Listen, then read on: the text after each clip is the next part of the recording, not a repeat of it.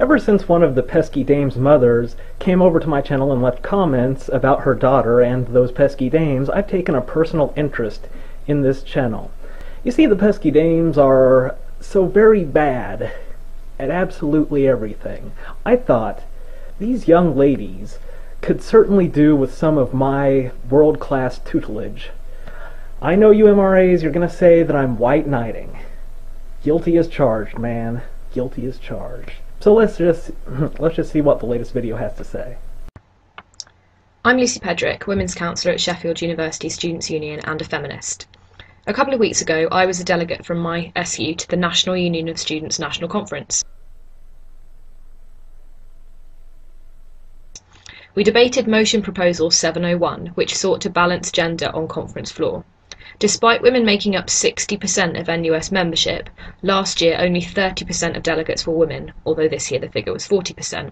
Understand, I know nothing about British parliamentary procedure, so enlighten me. How were these delegates selected? Or was it orders handed down from on high, you know, perhaps some sort of inbred prince chortling and saying, oh yes, that man, that man, that man, oh, just on a whim, that woman, those two men, and then that other man?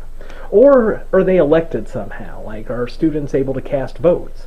In which case, the better question would be, how come women don't like women?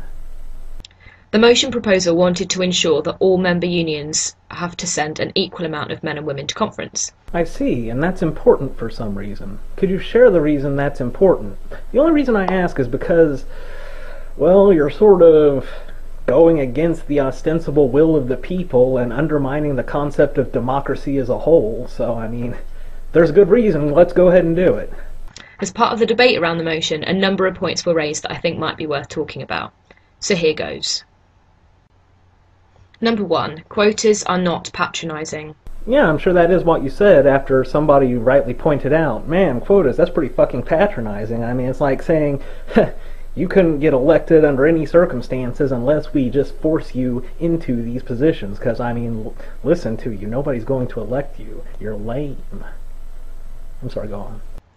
A number of women made the point that with quotas, some women at conference might feel that they've been elected on the basis of their gender rather than their policy, and that this is patronising. Well, if the number of female delegates is manipulated to produce a greater proportion of female delegates by selecting for sex, then it's really just a matter of probability whether any particular woman was elected on the basis of her gender or her policy. In reality, of course, nobody is elected on the basis of their policy. It's all about personality, but let's just say it's policy.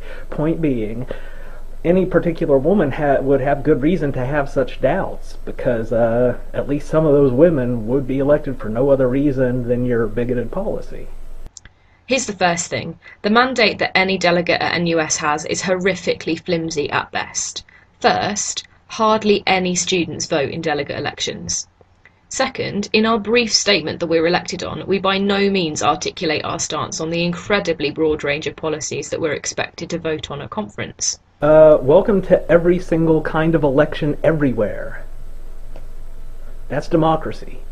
I know that I made a brief statement of why I believed NUS conference is important, and then outlined as laconically as possible my basic experience. Gee, no kidding. You're laconic to the point of catatonic. Let me just go ahead and patronizingly educate you about the very nature of life. Alright, the ability to sell things is not that easy to learn, but it is something that everybody should learn.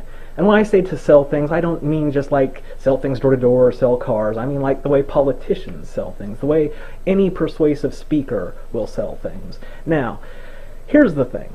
Yeah, none of you delegate candidates can espouse every single position that you hold. So how do we determine who to vote for? Well, you know, you could say that democracy is pretty silly and it doesn't even work. But if you're going to even bother with the whole process, let's roll with it. What is the determining factor? Well, who has the most passion? Who wants it more? Who feels the most strongly about the cause and is willing to stand on their principles? How can you possibly determine that? Well, who is willing to put the most effort into into it. What takes a lot of effort? Learning sales ability, learning persuasive speaking. If you just get up there with your mouth breathing and laconically just blather on in a totally unengaging way, having not learned these skills, and I see this other candidate for delegate who has a lot of energy, piss and vinegar, joie de vivre, je ne sais quoi, lots of other French words, who do you think I'm going to vote for? I'm going to vote for that guy because he has put work into it. You just got up there and started talking. If those who opposed the gender balancing motion think that I was elected on the basis of my policy, they are delusional. In no way did my brief profile indicate how I might vote on a motion about free education, let alone my position on offender learning policy in FE colleges, boycotting the NSS, or abolishing NUS zones, to name a few that we were asked to vote on. Ergo, a gender quota would not be patronising in shifting the validity of our delegacy from policy to gender, since our delegacy as it stands is far from democratically legitimate. To reiterate, by that standard, no democracy is democratically legitimate. But let me ask you this. Is it democratically legitimate if there is a man, I don't even know what your system is, but so bear with me, a man who has taken the time to learn how to speak to people, how to reach people, how to relate to people, become charismatic, build a way to just, found a way to draw people in and make them want to elect him. And he's taken all this time and trouble, and then he runs to be a delegate, whatever that is, and then a bland-ass turnip of a human being with all of the charisma of a tree stump runs against him, but because you have a vagina, you get elected. Is that democratically legitimate? So number 2, quotas work. In Sheffield last year, we almost sent a delegation to National Conference of 7 men plus our president, also a man. In response to this, our women's officer at the time brought a motion that we instigate a gender balancing policy. Wow, 60% of y'all are women, not one woman elected? Wow. The people have spoken. Our delegation this year was 4 women and 3 men, plus our president, a man. So quite clearly, on the numbers, quotas work. I'm sorry. I don't know. When you say work, what exactly do you mean? I know.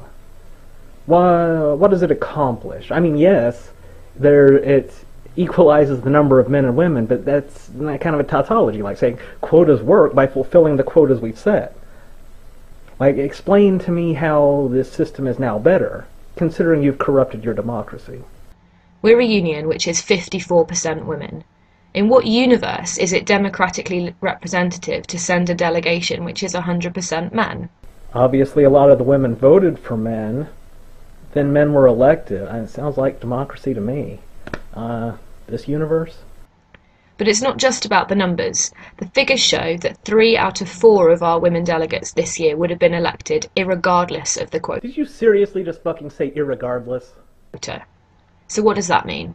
Firstly, it means that only 1 of 4 women delegates was elected on her gender rather than her policy. But it also indicates that because structural inequality exists, women are sometimes put off from running for something because they perceive their gender as a barrier to their success. You are absolutely right. What about all of those delegates-to-be who were going to run, but they're so fucking timid and pathetic that their perceived mental barriers stop them? Yeah, what am I thinking? We can't exclude those. We gotta get those women elected. I mean, because they'll stand strong on their positions. Principled people. Quotas are a way of restricting that structural inequality by placing an alternative structure in its place.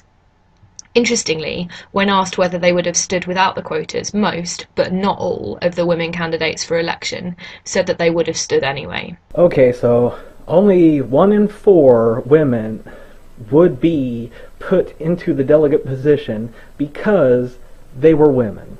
And most, but not all, women would have stood anyway. So you're really making a pretty good case for not having quotas. I don't know if you realize that. But that doesn't mean that women in future years who may not have stood previously might stand now having seen a woman win as a direct result of the quota. You sound kind of like a misogynist, saying that women need to be herded like cattle. Number 3, the NUS already uses quotas. At NUS liberation conferences, there are national quotas in place. For example, at NUS Women's Conference, at least one delegate from each union must define as black, and one is either LGBT or disabled. And if nobody is disabled, does somebody get Nancy Kerrigan'd? I'm sorry, you're British, you won't understand the reference. Somebody gonna get their kneecaps busted? Anyway, I've covered all the main points. The rest of it's just like, well, everybody else does it, ergo it is correct. So, TTFN.